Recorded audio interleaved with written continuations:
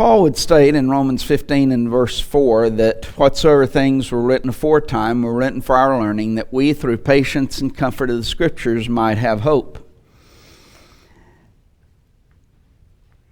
The Old Testament, he's saying, was written so that we can learn. There are principles that are found therein that will help us and aid us in our life. And so this afternoon I would like to direct your attention to the Old Testament, a passage that is a very beautiful passage in many respects. In Numbers, the 23rd chapter and verse 10. When it records, "Who can count the dust of Jacob and the number of the fourth part of Israel? Let me die the death of the righteous, and let my last end be like his." This statement was made by the prophet Balaam.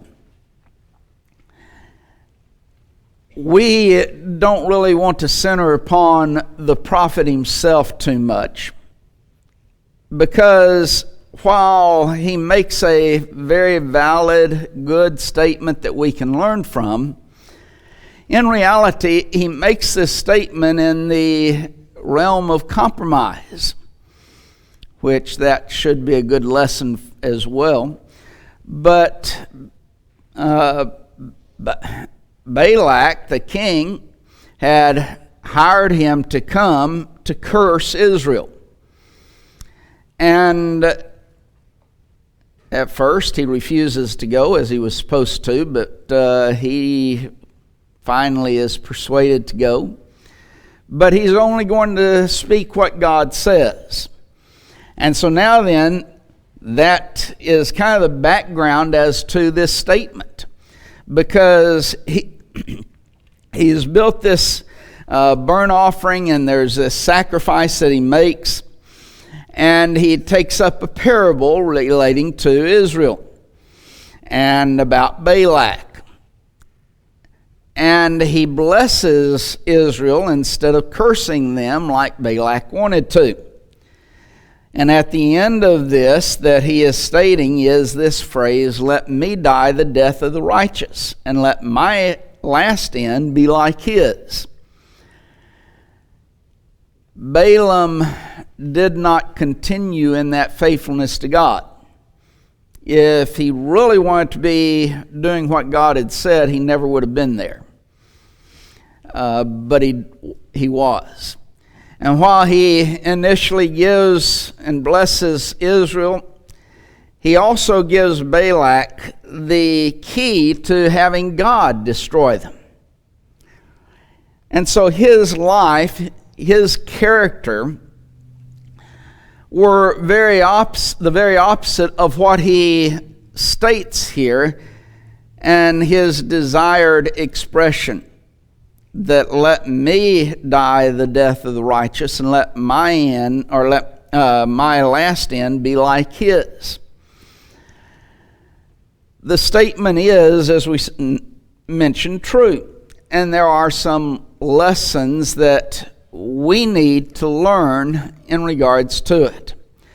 The first is the fact that all men must die.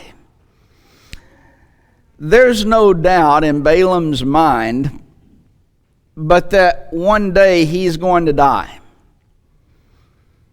Otherwise, this statement that he makes no sense. He knows he's going to die. But isn't that true with all of us? Don't we all realize that we're going to die? Now, as we grow older and the gray hairs get more, and some lose all of their hair, and the wrinkles start appearing, and all of that, as we grow older, we recognize death a little bit more as far as our life is concerned. When we're younger, though, and we're full of vitality, and we think about this world and the things of this world, and we don't think about death. That's something else. It doesn't even enter into our thinking. In 2 Samuel 14 and verse 14, though, it records, "For we must needs die. And are as water spilt upon the ground, which cannot be gathered up again, neither doth God respect any person, yet doth he devise means that his banished be not expelled from him."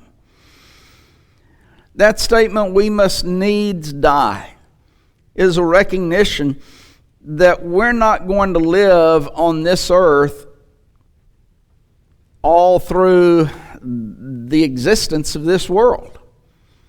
We have a need to die. Our growing older proves such to each and every one of us. And so, Solomon would state in Ecclesiastes 9 and verse 5, "For the living know that they shall die. But the dead know not anything, neither have they any more reward, for the memory of them is forgotten," he says. The living, you and I who are living alive today, we know that we're going to die. We don't know when, obviously, but we know that there is an appointment, as Hebrews 9:27 puts it, "is appointed unto men once to die, but after this the judgment."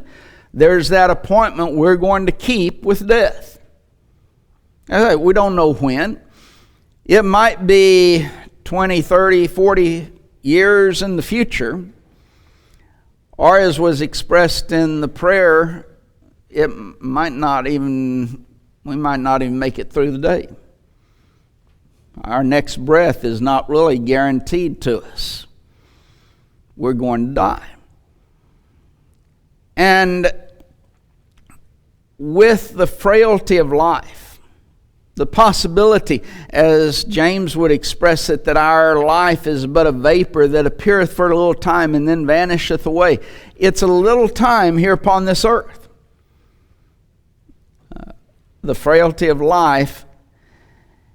If this day were your last, if it was my last, what would my desire be? What would your desire be? Would it not be as Balaam's, "Let me die the death of the righteous, and let my last end be like his"? Wouldn't that be the desire of everyone who breathes their last breath in this world? That they want to die the death of the righteous. But this expression also shows unto us that we either die the death of the righteous or we die the death of the unrighteous. Balaam knew this when he said this. We're either righteous and we die that way, or we're unrighteous and we die that way. Sometimes it seems like, though, we start living our lives and we forget that fact. That there are but two classes of people. A lot of times we try and kind of have a shade of meaning or a shade of definition from one to the other. But there's two classes of people and only two classes. And it's not Democrats and Republicans. It's not going to be based on the color of a person's skin or the hair color or whether they're male or female. None of those things are going to matter. The two classes of people are either the righteous or the unrighteous. Jesus expressed it in Matthew 7:13 and 14. "Enter ye in at the strait gate, for wide is the gate, and broad is the way that leadeth unto destruction, and many there be that go in thereat. Because strait is the gate, and narrow is the way that leadeth unto life, and few there be that find it." Jesus expresses there's one of two ways, as far as pathways in which you live, and then as far as gates. There's the broad way that leads to destruction. There's the narrow way that leads unto life. That's the only two ways in which there is. There is no other. In Colossians, the 1st chapter, Paul would state, starting in verse 12, giving thanks unto the Father, which hath made us meet to be partakers of the inheritance of the saints in life, who hath delivered us from the power of darkness, and hath translated us into the kingdom of his dear Son, in whom we have redemption through his blood, even the forgiveness of sins. He sets forth two kingdoms for us. There's the kingdom of darkness, which he refers to as the power of darkness, and the kingdom of his dear Son, the kingdom of Christ. Those are the only two kingdoms that exist. We are either good or we are evil. We're either in the kingdom of God or we're in the kingdom of Satan. We're either on that narrow way to life or we're on that broad way to destruction. There is no in between. I realize that the Roman Catholic Church comes along and tries to make a middle ground there of purgatory, which can't be found in the Scriptures anywhere, neither the word nor the concept. But it's an attempt to try and get people into middle ground someplace that doesn't exist. In the wars that we've seen in the past, many nations will try at times to take a neutral stance. We're not for either side. Well, that's not the way it works with God, and not the way it works as far as spirituality is concerned. Jesus would express the idea, you're either with me or you're against me. You're either gathering with me or you're scattering abroad. There is, and that middle ground just doesn't exist. John would express it in 1 John 5 and verse 19. We know that we are of God, and the whole world lieth in wickedness. What we do, though, we start looking around at our denominational friends and other friends that maybe not even religious. And, well, they live a good life. They're good people. They're morally upright.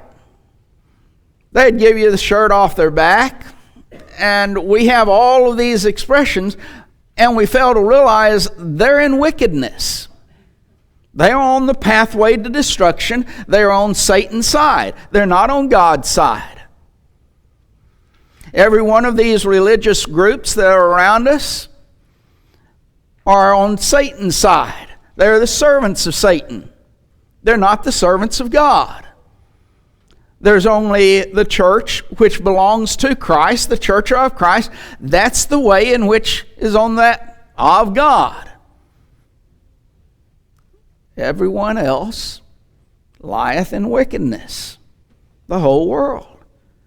And we need to realize that, we sometimes talk about the lack of evangelism within the church.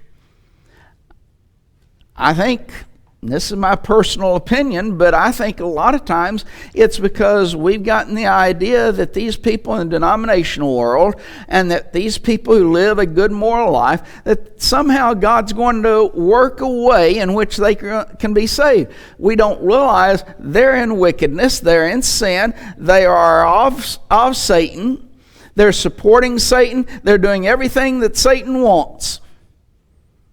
And they're going to spend an eternity in hell. Now, Balaam knew that there's just those two classes. Let me die the death of the righteous. He knew that there was the righteous and the unrighteous, and that's all that there was to it. There is no middle ground. And he had the desire to die the death of the righteous. Now, as we consider those matters and the two classes that are there, it's not going to matter how we classify ourselves. We need to examine ourselves whether we are in the faith. Prove your own selves, Paul wrote in 2 Corinthians 13 and verse 5. But the more important aspect is, how would God classify us? What does God consider as sin? Which one of those groups, the righteous or the unrighteous? Which group is God going to play? I might think that I'm in the righteous group, that I'm walking that narrow pathway unto life.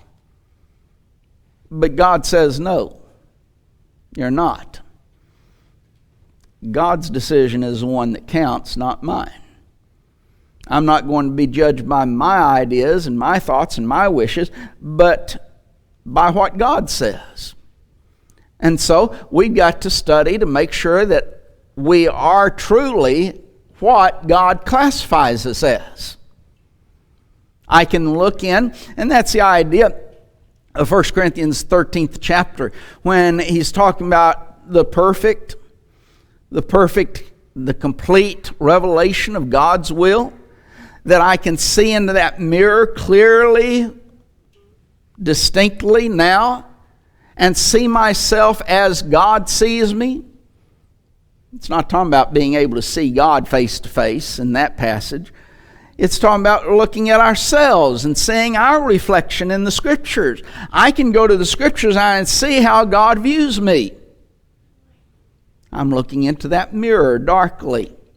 That was at that time and during that period of incompletion, because they didn't have the complete revelation. But now then that we have the complete revelation, that darkness is taken away, and I can see clearly how God sees me, how God classifies me. And so James again would also talk about looking into the perfect law of liberty and our need to continue therein. Well, that is, we can look into God's Word and we can see what we must do in order to be pleasing to God, and thus be in that narrow way to life. Because there's only those two choices. But then the ends of those are quite different. They're vastly different. There in Matthew 7, 13 and 14 again, when Jesus talks about entering in at the strait gate, wide's the gate, broad's the way that leadeth unto what? Destruction. As opposed to the strait gate and the narrow way which leads unto life. Two vastly different ends. In Matthew the 25th chapter, at the end of that chapter, starting in verse 31 and going through verse 46, Jesus gives us a scene of the judgment in which he is passing sentence upon the two groups of individuals. He makes a separation of those two groups, those on the right hand, those on the left hand. Those on the right hand, he tells them to enter into the joys of the Lord. Those on the left hand, he tells them to depart from me. And he says in verse 46, first concerning those that he has placed on the left hand, he says, depart from me, these shall go away into everlasting punishment. Then he turns to the other group, but the righteous unto life eternal. There's the two ends based upon the two classes or two groups of individuals. The righteous into life eternal. The unrighteous, everyone else, into everlasting punishment. Balaam implies this idea even in the statement that he makes in his desire, let me die the death of the righteous. Why? Because he knew the end of the righteous and the end of the wicked. That the righteous is going to be blessed, the wicked is going to be punished. He knew the principle that is set forth there. And so the righteous have an outlook of that beautiful place called heaven. That we have that opportunity to come before God and live that way, and we can then spend an eternity with Him in praise and adoration to our Creator. It should be strange that people who don't really enjoy coming together to worship God, how do they think they're going to even enjoy heaven? It would be a miserable thing to those individuals if they made it to heaven, which they're not anyway. But if they were in heaven, an eternity of doing what we're doing right here.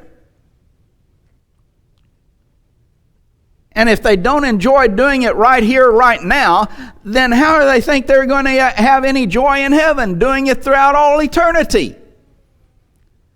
They're not going to enjoy heaven even if they should make it. To be able to be with God, to worship Him, to praise and give glory unto our Creator throughout all eternity. Yes, we can talk about the beauties of heaven as well. Heaven is a beautiful place. In 1 Peter, when Peter describes it, and we read it this morning, how it's an inheritance that is incorruptible, undefiled, that fadeth not away, reserved in heaven for you. It's interesting to me that Peter uses negative terms to describe heaven. We would think you'd want something positive, something glowing, but he doesn't. He uses negative terms. And I believe the reason for that is because heaven is so beautiful, so glorious, that there's nothing that can compare with it in the very thoughts of man. And so the only thing that he can do is to draw a contrast to what we're familiar with, things that corrupt, things that decay, things that are sinful, things that lose its beauty. Those are the things we associate with. Those are the things that we know. And so he says, it's not like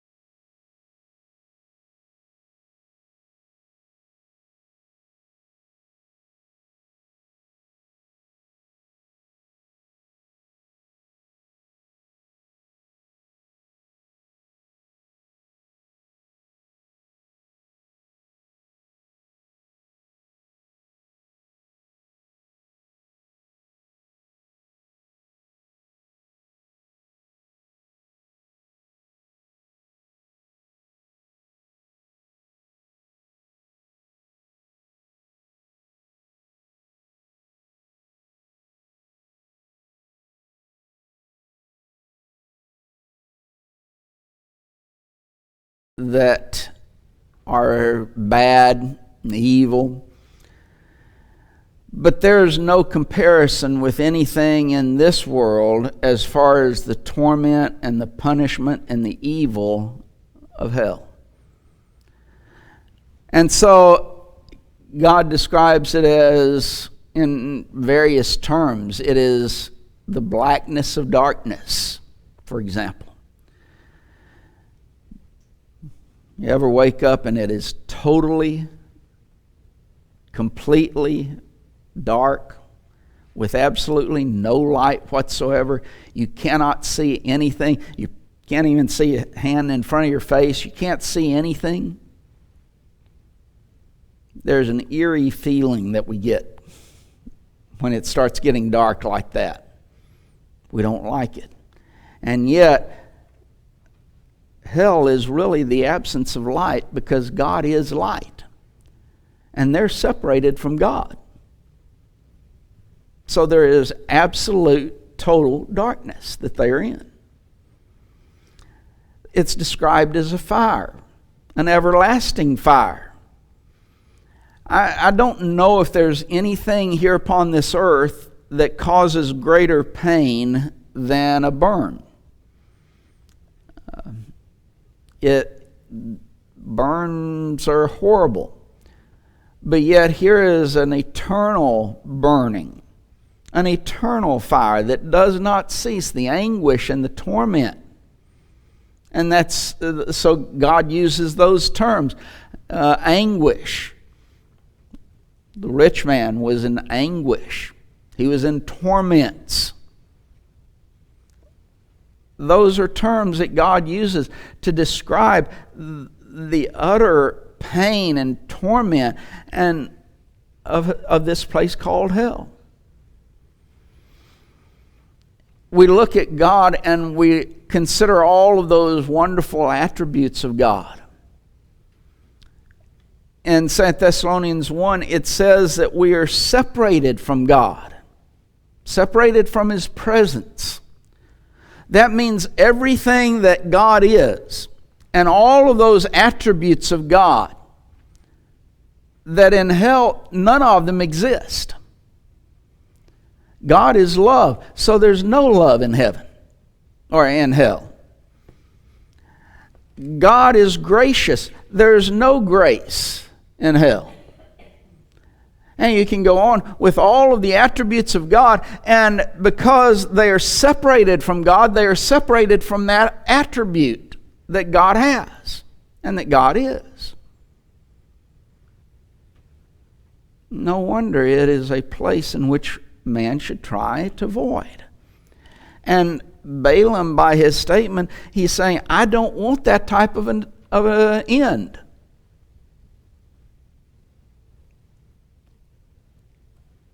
But the problem was that Balaam didn't live the type of life to die as one who is righteous. Only those who live as righteous can die righteous. In 1 John 3 and verse 7, John says, Little children, let no man deceive you. He that doeth righteousness is righteous, even as he is righteous.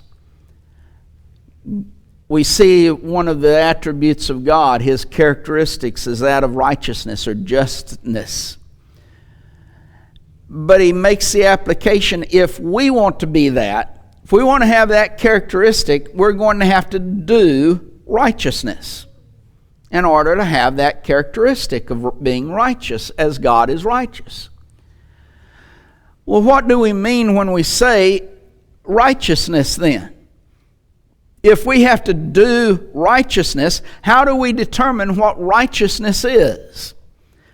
Well, God does that for us. For example, in 119th Psalm in verse 172, the psalmist says, My tongue shall speak of thy word, for all thy commandments are righteousness. And so we learn that lesson now. God's commands are righteousness. Now then, we take that back to what John says there in 1 John 3 and verse 7, that he that doeth righteousness is righteous. So in order to be righteous, I've got to do all of God's commands. Now, that's not really all that difficult to understand. When I do all of God's commands, then I'm righteous as God is righteous. Paul would describe it in Romans 1:16 and 17 when he says, I'm not ashamed of the gospel of Christ, for it is the power of God unto salvation to everyone that believeth, to the Jew first and also to the Greek. For therein refers back to the gospel of Christ. For therein is the righteousness of God revealed, from faith to faith, as it is written, the just shall live by faith. The righteousness of God is revealed in the gospel of Jesus Christ.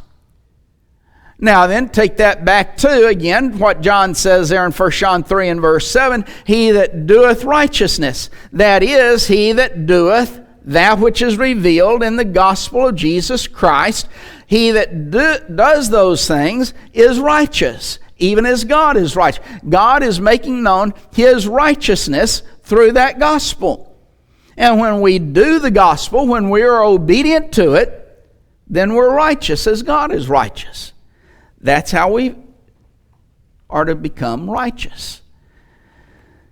The first psalm, beautiful psalm that sets forth these two ways in reality. The blessed man as opposed to the man who's not blessed. The blessed man is first the man that walketh not in the counsel of the ungodly, nor standeth in the way of sinners, nor sitteth in the seat of the scornful. But his delight is in the law of the Lord, and in His law doth he meditate day and night. And he shall be like a tree planted by the rivers of water, that bringeth forth his fruit in his season. And his leaf also shall not wither, and whatsoever he doeth shall prosper. The ungodly are not so, but they are like the chaff which the wind driveth away. Therefore the ungodly shall not stand in the judgment, nor the sinners in the congregation of the righteous. For the Lord knoweth the way of the righteous, but the way of the ungodly shall perish. Two classes of individuals with two ends. And he says that one who is righteous, he describes what he does not do, what he does do. What he does not do in verse 1, he doesn't walk in the counsel of the ungodly, stand in the way of sinners, or sit in the seat of the scornful. So that's what he does not do. The righteous man, on the other hand, does find his delight in the law of the Lord, and in his law doth he meditate. So the first two verses has what the righteous man does. Verse 3 shows the blessedness of that righteous life. He shall be like a tree that's planted by the rivers of water. That's a tree that's not going to be dying out. It's going to grow up. And he brings out the fact that his brings forth fruit in his season. Leaf is not going to wither. Whatever he does is going to prosper. Well, that's the righteous man. That's the end result. That's what happens to the righteous man within his life, and then that eternal aspect, that the Lord knoweth the way of the righteous. The ungodly, though, there's that other class. Really, they're the opposite of the righteous. Ungodly are not so. That's not the way it is with the ungodly. Instead, they're like the chaff that the wind drives away. There's no stability, no strength. They're just flowing in any and every way. They're good for nothing except to be gathered up and be cast into the fire. And so he says, the ungodly shall not stand in the judgment. They're not going to be there. They're not going to be going into that heaven's home. That place of eternity in hell is waiting them. Lord knows the way of the righteous. Yes, it's that individual who is obedient to his will, who does all of his commandments, who obeys the gospel of Jesus Christ. Way of ungodly, though, everyone else, that one who does not obey the gospel, that one who does not do all of God's commands, the ungodly, they're going to perish. Galatians 6, chapter verse 7 and verse 8, we're warned, be not deceived, God is not mocked. For whatsoever man soweth, now stop there for just a second.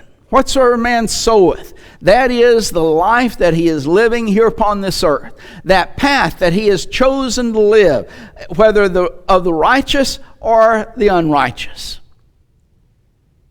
Whatsoever man soweth, that shall he also reap. And so he shows now the two classifications. He that soweth to the flesh shall of the flesh reap corruption. He that soweth to the Spirit shall of the Spirit reap life everlasting. There's the two ends, corruption or life everlasting. Heaven or hell. The choice is ours, though, as to the choices that we make to live, as to whether we obey all of God's commands, we obey the gospel of Jesus Christ as revealed within the pages of the New Testament, or whether we fail to. And if we fail to, then an eternal torment is waiting. Only by living faithful to what God says, His revealed will heaven be our home. What state are you in this afternoon? If death should claim you today, where would you spend your eternity? Would you be dying the death of the righteous? Or would you be dying the death of the unrighteous? Surely all of our desires, because we're here this afternoon, should be and is, let me die the death of the righteous. Let my last end be like his. But in order to die the death of the righteous, we must live the life of the righteous. If you haven't lived that way, then change your life this afternoon. Make things right with God, and accept the hope that we have of an eternity with God in heaven by living that life of the righteous. Walking in that path that's narrow path, yes, straight way that leads to life eternal. If we can help you and assist you in doing that, and why not come as we stand and sing the invitation song?